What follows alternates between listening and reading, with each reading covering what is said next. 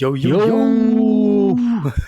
Ay, What's up again mga what's katopi? up? Oo. Eto na naman, nagbabalik na naman ang mga otits nyo. Ang mga Yes, otits nyo sir. dito sa aming munting podcast, ang The Opinionated Titos Podcast. So, Boss Lots, tanga na. Mm. Eto, alam ko medyo matagal-tagal ng issue to. Ayan. Pero, hindi naman, matagal na siyang issue, pero lagi lang alam mo yun, Ongoing pa rin. laging ongoing. Pero alam mo pare, ever since the politics began, parang may ganito may mga ganito. Kumbaga, siguro napapanahon lang kasi medyo mainit ang topic sa corruption. Mm. Pero alam mo yun, merong kumbaga, lagi itong nandito. Di ba? Ang pag-uusapan nga pala natin ngayon, eto, lalagyan natin ng twist. With that Topic twist. na to para hindi naman masyadong kasi nga again mga katotpi, disclaimer lang, dito as much as possible ayaw naming maging Tama. maging political ni Boss Lots kasi pagdating sa politika medyo maraming maraming Tsaka pagkakaiba, tama at maraming mali dyan. Oo. Lagi na lang Oo, tama sila yun. na gusto nila. Oo. So yun. Pero ito, kaya sinabi natin with a twist kasi ito, yung topic natin ngayon, ito yung mga excuse ng mga corrupt na opisyal. Especially ngayon, dahil, alam mo na, tag-ulan, bumabaha, ayan. Pero lalagyan natin ng twist. Yan. Kaya gagawin natin, para hindi tayo maging masyadong political and shit. So yun, Boss Lots, bago tayo magsimula again, para sa mga nakikinig ngayon, saan nga tayo matatagpuan, Boss Lots? Sana tayo? Facebook, Spotify, Apple Podcast, TikTok, at syempre, ang pinaka makikita nyo kami ng buong-buo sa YouTube. Yan. Kaya YouTube. mag-like, Yes, share, and sir. subscribe na kayo. At bago ang lahat, kami papakilala muna kami. Ako nga pala ang inyong Boss Lots, ang tito nyong medyo galit lang. Oo, at ako naman, ang inyong Papa Dencho. Yung tito mo na laging galit. Pero ngayon, itatry natin gawing katatawanan tong mga palusot ng mga deputang ewan na gobyerno na to. Okay. Pero bago lahat, pre, intro let's muna. do this. Yes, sir.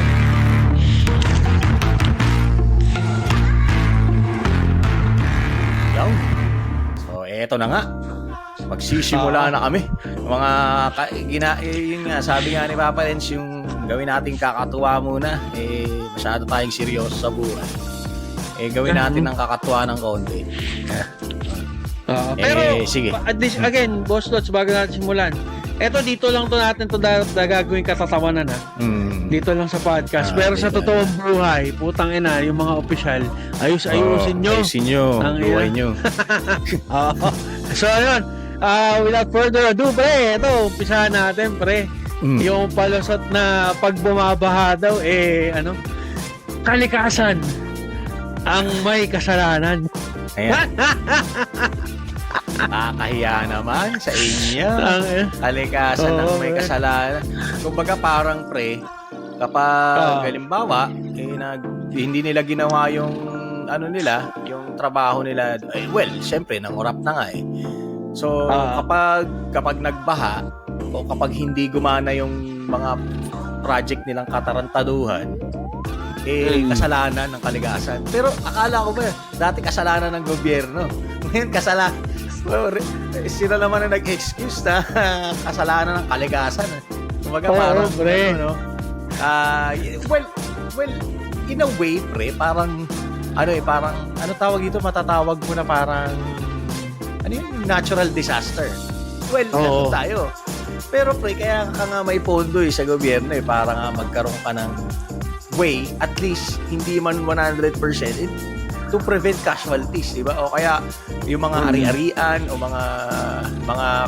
yung mga business, gano'n, hindi maapektuhan masyado.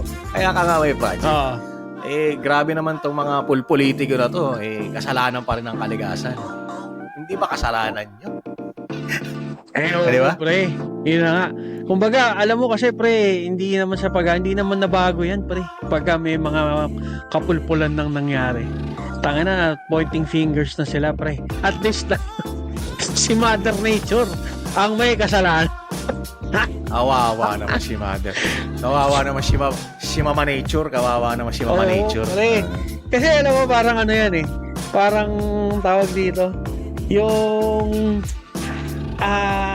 sabi yung matandang kasabihan, di ba? Kasi alam naman, Mother Nature yan. Kumbaga, sabi di ba yung kasabihan, nasa Diyos ang awa, nasa tao ang gawa. Ito naman ang nangyari dito. Tanginan, na kay Mother Nature ang, ano mo yun, awa. Pero dapat gagawan mo pa rin ng solusyon. Kagaya niyan, hindi na nanawalan na ng awa si Mother Nature. Pinagbahanan. Pinag-ano pa, sinisi pa, nakakahiya naman sa inyo. Hindi ba dahil kinorap nyo? Hindi ba pwedeng ganun, Papa Dins? Oo. Hindi ba pwedeng yung budget kasi pinambili mo ng luxury car. Pinang-almusal mo sa ganitong mamahaling kainan. Oo, hindi pa pre. Nag-almusal pa sa ibang bansa. Oo. Kalain mo yun. Kung sinong Poncio Pilato pa yung mga kasama dyan na tuwan-tuwa silang ginagastos yung pera ng taong bayan. Tangina. Grabe kayo mga politiko. Nakakahiya naman sa aming mga taxpayer. Kawawa din pre yung mga normal na nagtatrabaho lang at nagbibigay ng buwis o nagpapayad rather ng tamang buwis para ma-actionan. Sisisihin nyo pa yung kaligasan. At ito pa nga, Papa Dins, meron pa silang palusot yung action agad. Sabi na, kasi, parang ano kasi yung actionan muna nila, parang dinedivide nila. Halimbawa, from phase 1 to phase 40. Phase 1, itong project na to, pre, parang ang nangyayari, testing mo, hindi to fail. Halimbawa, mag-fail yung project na yun. Hindi po ito failure. Testing period lang po ito. Testing pa lang. So, ibig sabihin, pre, hindi mo, para sa akin kasi, ito pre, when you do something, do it right the first time. Kasi katulad niyan, pre, ano yan babalik na naman tayo sa example natin, yung mga project na yan. Do it right the first time. Kasi ito nga, maraming consequences yan. Katulad niyan, kapag nabaha ka, masa-stop ang business, maaaring may mamatay, maaaring maraming mapeperwisyo. Oo, na businesses, at daming mapeperwisyo. Tapos sasabihin mo, testing lang, putang ina, hihintayin nyo munang may mamatay, hintayin nyo munang may masalanta, para ba sabihin, phase 1 ng project lang to, hindi pa to ang master plan. Sabi mo, phase 1 hanggang phase 40. Pero phase 1 pa lang, ubos na yung budget. Ayun na nga. Isa pa yun. 5 milyon na agad ang nagastos. Hihingi na naman. Panibagong budget. Ayan ang mga style ng mga politiko na. Politiko. Hindi ko alam, pre. Ito, pre, para sa akin, hindi ko alam kung paano nila naaatim na ipakain sa mga anak-anak nila, sa pamilya nila, yung mga nakurakot nila. Yung dirty money, so to speak. Totoo. Pre.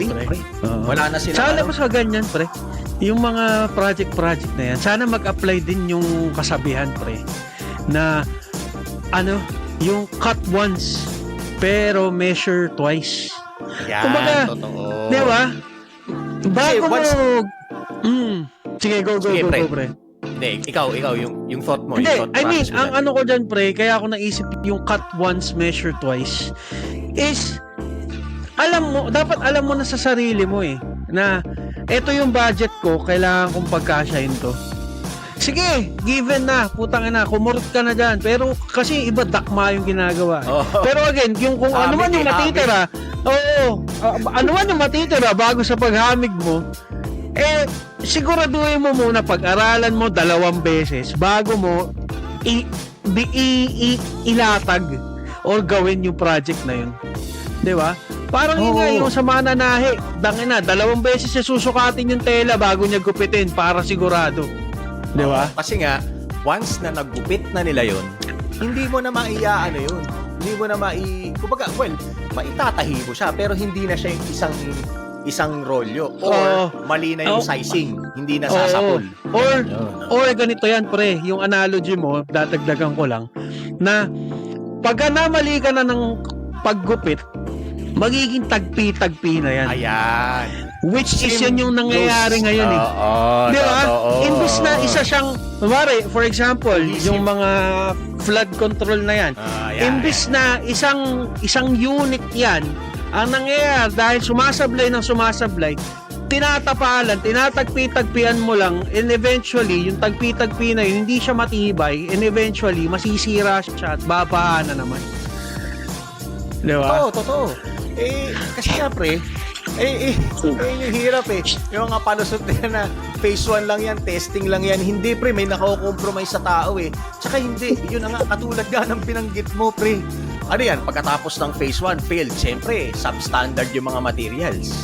So hihingi na naman kayo sa gobyerno, magkano hiningi nyo nung so to speak, phase 1 na yan, na testing Phase 1 lang yan. budget. Diba? Oo. Pre, kasi pre, isa rin yun dun sa measure twice, cut once, or cut once, measure twice, whatever, is yung budget, pre. Kasi kaya mo nga ginagawa yun, kasi hindi naman malalim yung bulsa mo eh.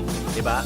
Kailangan lahat ng tela mo, kung tela ang pinag-uusapan, kailangan sa isang gawa, may matitipid kang tela. Merong konti na siyempre mga retaso na tinatawag nila na tela. Retaso ng tela. Pero pre, hindi naman to the extent na mako-compromise yung supply mo ng tela dahil hindi ka nga nag-measure twice, cut once. Yun din yun, pre. Totoo. Tangina. Same with the Nakakatawa yan. project. Tapos pag tumatakbo sa posisyon, putang na. Actionan po namin yan. Ganyan, bla bla Totoo. bla. Action agad. Action agad. Bulbul nyo, action agad. Tigilan nyo nga kami. Bulbul ito. Oo, Tatawa pre. lang yan. Tapos ito pa, pre.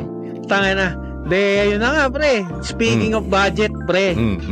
Ito, tangina. Yung mga sinasabi ng mga politiko na wala kasi kaming pondo or nawawala kasi yung pondo. Ha? Ano nawawala? Nawawala o binulsa? Ha? Nawawala o nasa mabuting kamay.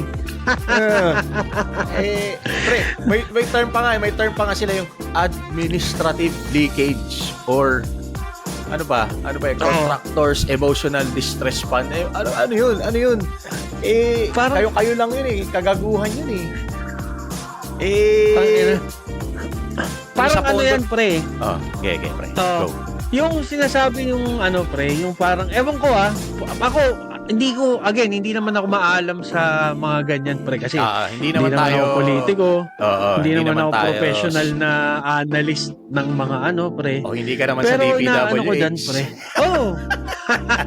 Tangina, kung nasa DPWH tayo, pre, wala tayo dito ngayon, pre. Totoo. Nandun tayo sa kung saan mang bansa yun na taga-almusal.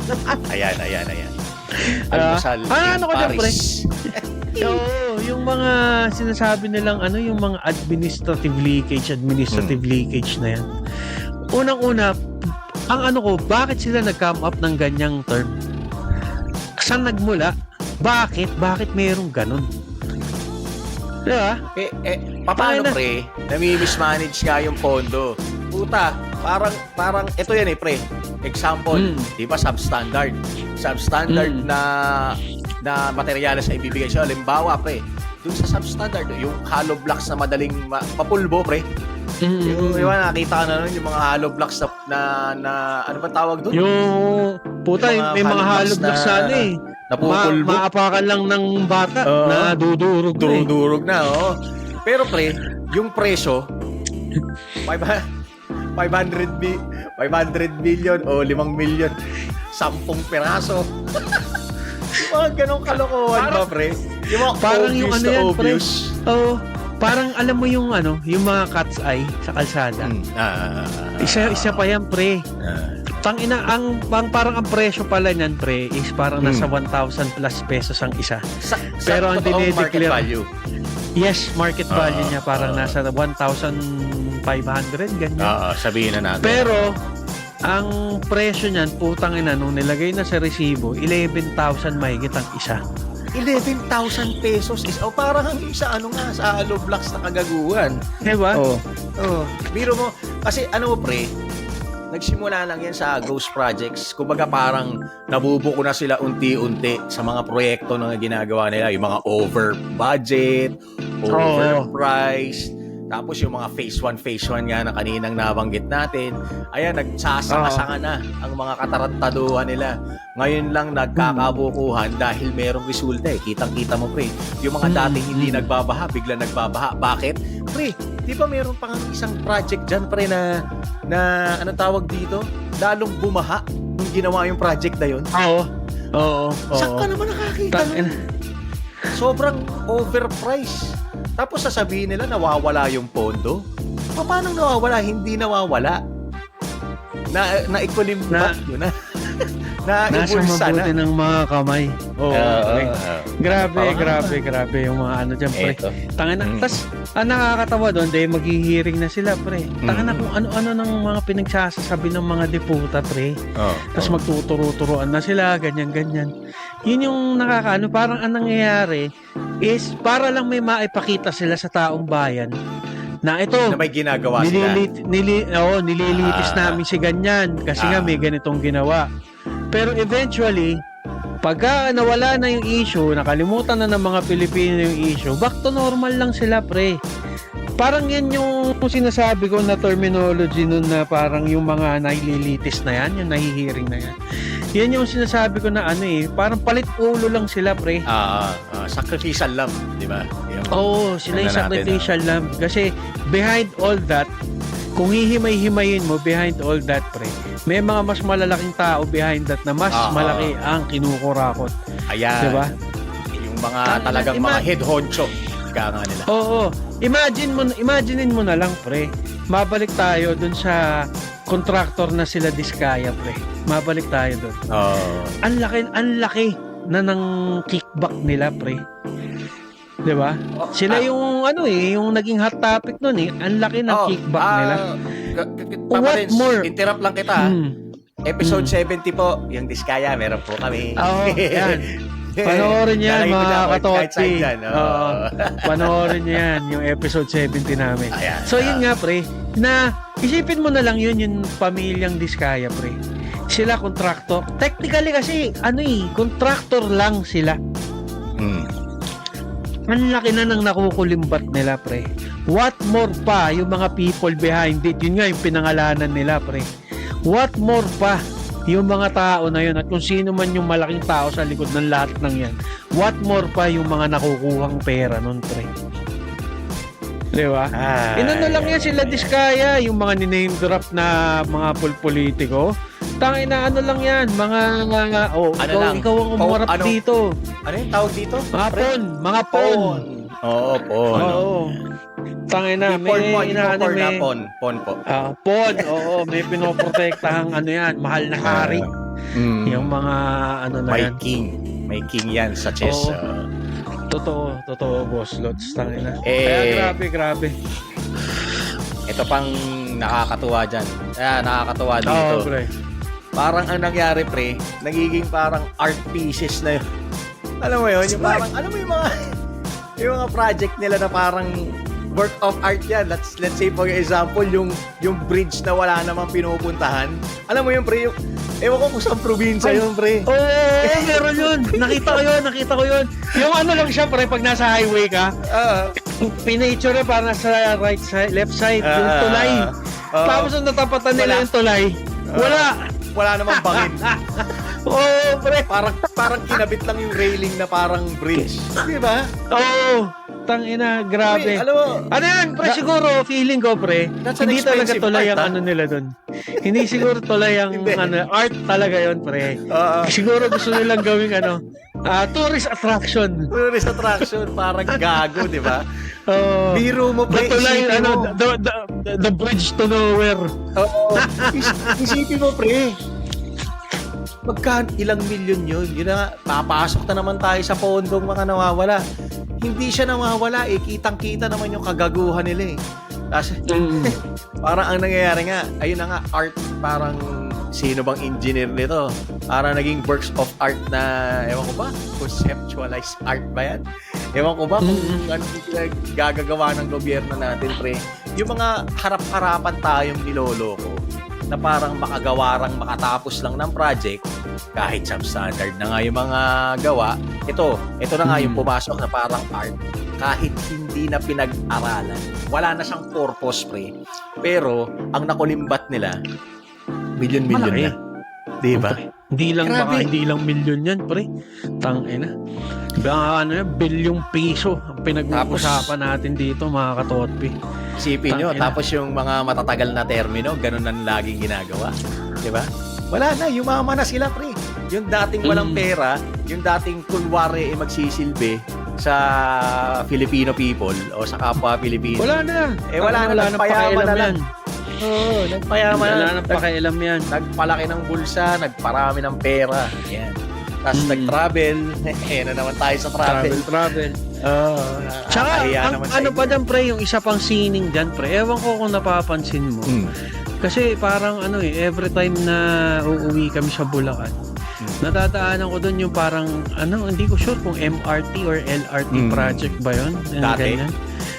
Tanga na, pre, hanggang ngayon, ilang taon nang Nakatiwangwang. nakalilip. Hindi ko alam kung anong problema dyan, pre, pero ilang taon na. Hanggang ngayon, puro poste pa din. Parang, yun nga yung sinasabi, puta, kulang ng pondo. Sabihin na natin, pre, nandun na tayo, sabihin natin. Ang tawag Sabihin dyan, pre, natin kulang. yung art na yan, yung hindi tapos.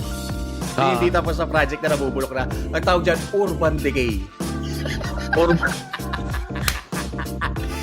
Yung, alam mo yung mga pre, yung mga, alam mo yung mga, yung sa Manila, pre, yung mga bunker, yung halimbawa, yung sa Bataan, yung mga bunker. Yan, yung inaano nila, pre, na urban decay daw yun. Urban decay. Pero, Tsaka, gago kayo. may naisip ako dyan, pre, ha? Di ba, sinasabi pag yung mga art pieces na ganyan, works of art, di ba? Pero yung sa mga ganyan, pre, worst of art. Worst of art. Tsaka hindi, eyesore siya, pre. Alam mo yun, halatang hindi tapos yung project. Alam mo yung, alam mo kadalasan nangyayari yan, nakikita ko, pre. Natapos na yung termino. Hindi na tinuloy yung isa. Wala na. Kasi galing sa kurakot din eh. Tsaka, ang ano ko doon, pre, yun nga, mabalik ako doon sa sinasabi ko kanina na sabi nila, kasi kapos yung project, kapos yung budget. Kaya ganyan. Pre, ako ewan ko, analogy ko lang hindi ko lang din alam, baka mali ako. Pero, sabihin natin kapos yung budget mo, yes. Pero bakit walang nadadagdag?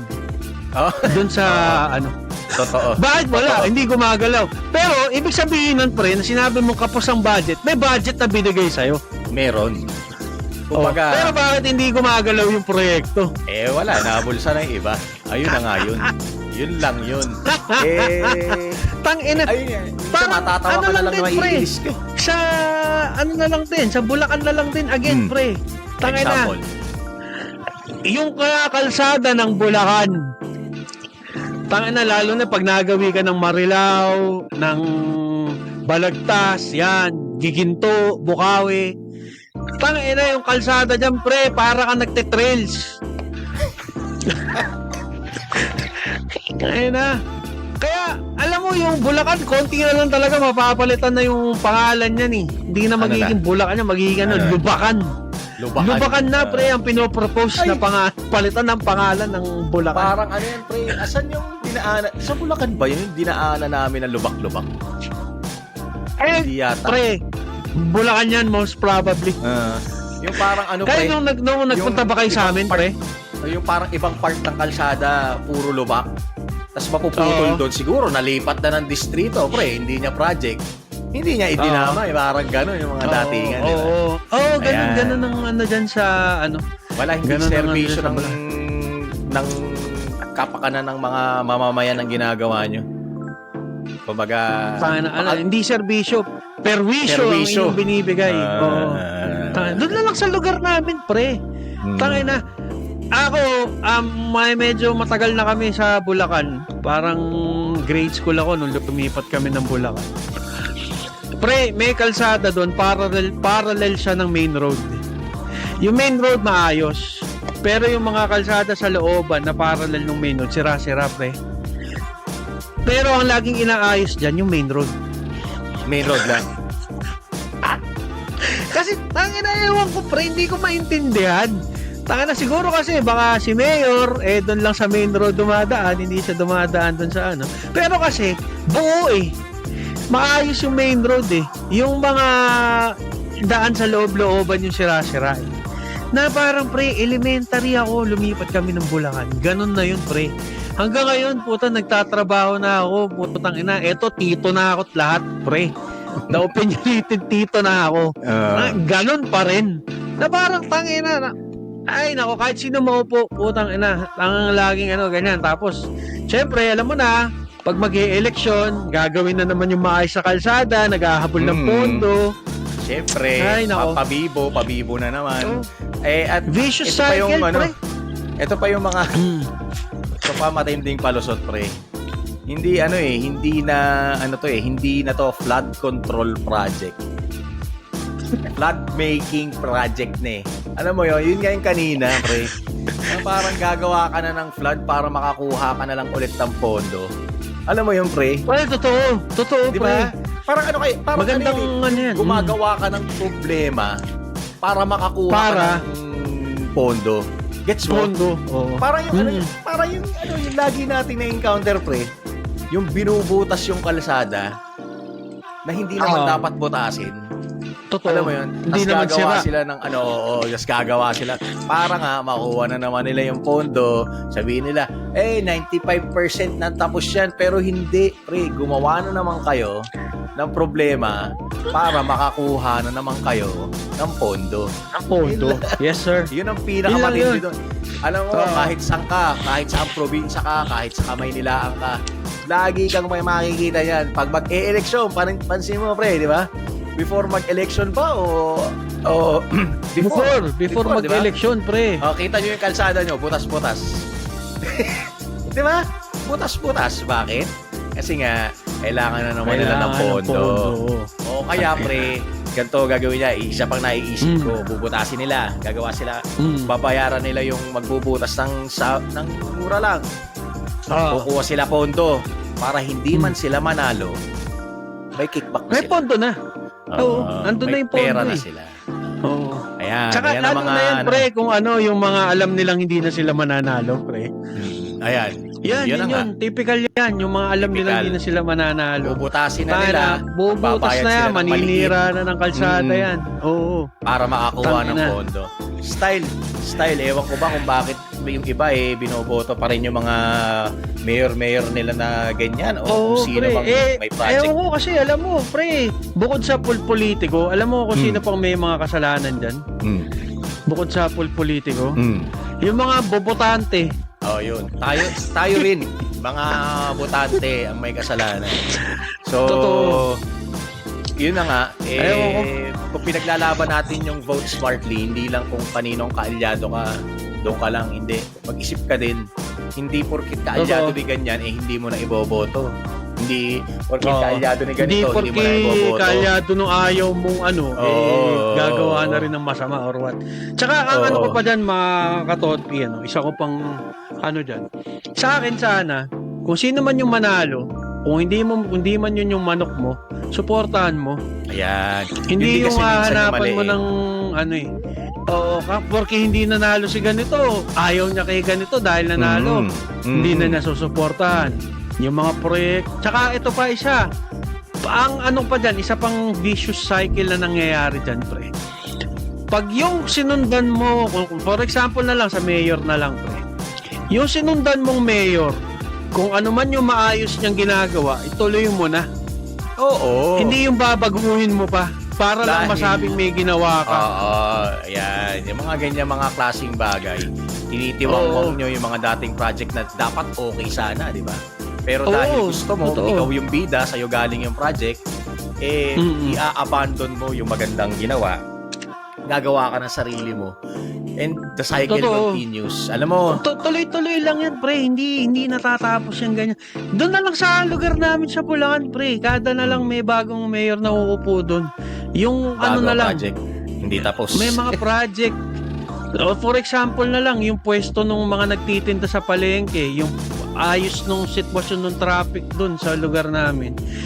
Nung una maayos. Pag maayos na, huwag mo nang guluhin. if it's Diba? broken, If it's not broken, don't fix it. Don't fix it. Oo, ang dami pwedeng totoo. ayusin doon sa lugar namin. Yun ang pagtuunan nyo ng pansin, hindi yung putang ina. Dahil ikaw yung nakaupo, iibahin mo. Ayan. Pag nakikita mo nagwo-work, hayaan mo. Ganun lang kasimple. So, siguro, ayun na nga. pwede mong bigyan ng mga tweak-tweak, pero doon na lang yun, kung okay naman siya. Oo. Totoo. Alam mo, na ginagawa na, medyo naging seryoso na tayo at the latter part of this discussion. Although, pinagkakatuwaan namin, this is something na parang, lang namin medyo parang lang to, break from all that inis, kung meron man kayong inis sa gobyerno. This is more of an in-entertain lang namin kayo, pero this is a serious matter po. Yes, sir. Ayaw naming maging political dito, ayaw na naming pahabain pa dahil wala naman nananalo pre. Basta kung sino yung manok nila, sino yung tama, di ba? So again, be smart na lang po sa ating pagboto. Alam ko hindi kayo mag-a-agree minsan sa kung ano man yung choices namin na kaya hindi namin siya dinidiscuss further. Pero our urge to you is to you. Hindi lang mga katotpi natin, mga botante na din, mga kabataan na magboboto. Gamitin po natin yung hindi porket galing sa premier na university, porket sasabihin nyo, Bisaya or whatever. Katulad niya, yung mga nagte-trending na yan, hindi porket hindi na matalino. Pag tignan nyo rin yung mga nagawa nila, hindi yung kung dahil sa popularity lang, di ba? Yun lang yung sa akin. Kaya Papadens. Tsaka yung sinabi ko lang din kanina, mga katotpi, Tsaka yun nga, kung hindi ka man nakasubscribe, mag-subscribe ka na dito. Ayan. Kung nakikinig ka. Maganda segue. Pero yun. Uulitin ko lang, katotpi. Yun nga, hindi man manalo yung manok mo, kung sino yung manalo, suportahan na lang natin. Kailangan natin ng pagkakaisa. Diba? At saka kung yung mga napatunayan na nanggago naman, utang ina naman, huwag nyo nang iboto. Huwag nyo na iboto. Utang ina, hindi ba kayo mapasok? Yun lang yun. Kasi nangyayari, magreklamo kayong ganito si ganito. Pero nananalo pa din, which only means, putang ina, binuboto nyo pa din. Totoo. Di ba? Totoo. Yun lang yun. Ganun lang kakatotpi. Tsaka again, pagkaisa tayo, alam mo yun, umpisa mo sa sarili mo. Being a single unit, umpisa mo sa sarili mo yung pagbabago na gusto mo. Ano lang yan. Yung pagtatapon for example na lang yung pagtatapon na lang ng basura. Ayusin nyo naman yung pagtatapon Ayusin nyo. Umpisa mo sa sarili mo. Yung basura, ibulsa muna. Diba? Ganun. Umpisa mo sa sarili mo yung gusto mong pagbabago. Dahil hindi kahit sinong maupo dyan, kung kinokontra-kontra nyo din, at hindi mo sinisimulan sa sarili mo, walang mangyayari kahit sinong Poncio Pilato maupo dyan sa kung sino mang anumang posisyon ng gobyerno. Walang mangyayari. Totoo yan. Kaya mga katotpi, o kung sino mang nakikinig dyan, magkabuklod-buklod tayo. Ang gawin nyo, yung channel namin, Opinionated Titos. I-click nyo yung subscribe. Click mo yung subscribe button. Kung nakarating ka rito, sa dulo ng video na to. Notification para pag may upload kami, nanonotify ka agad at makapanood mo agad kami dito sa The Opinionated Titos Podcast. At kung nakarating ka dito sa parte na to, maraming salamat sa'yo. Na-appreciate namin. Alam mo, ang ina-appreciate namin dito, hindi na yung mag-subscribe ka. Ikaw, kung nakasubscribe ka man o hindi. Siguro ang ma-appreciate na lang namin sa'yo, itapusin mo mula umpisa hanggang dulo ang video namin. Yan, nakakatuwa para sa amin yan. Dahil yun yung magmo-motivate sa amin na makikita naman namin na, pinapanood nila to. Yung watch hours kasi yun Ibig sabihin, nag-e-enjoy sila sa aming video. And syempre, kung mag-enjoy ka, samahan mo na nga rin ng subscribe. Di ba? Ayan. Yes, sir! Ayan. So, mga katotpi, medyo mahaba na tayo. So, hanggang sa ulitin mga katotpi. Again, available tayo sa Facebook, YouTube, Spotify, Apple Podcast, and TikTok. Don't forget, Like, share, subscribe, comment. Huwag niyong kalimutan yan. Panoorin niyo yung mga video namin. Marami kaming mga previous uploaded videos. Kung bagong subscriber ka, try to watch it. Baka ma-entertain ka namin. So ayun, hanggang sa mali mga katonpi. Ako nga pala si Papa Densyo. Ako yung tito mo na laging galit o mas galit pa dun sa mga nag-uhumiyaw na hindi nanalo yung politiko nila. At ako naman si Boss Nuts, sa inyong titong medyo galit lang. Pero minsan nagagalit din ng todo katulad ng level ng galit ni Papa Denso. Again, maraming salamat sa pagtutok at sana manood pa kayo ng marami naming videos. Maraming salamat. Hanggang sa Yes, sir. ulitin. Bye-bye!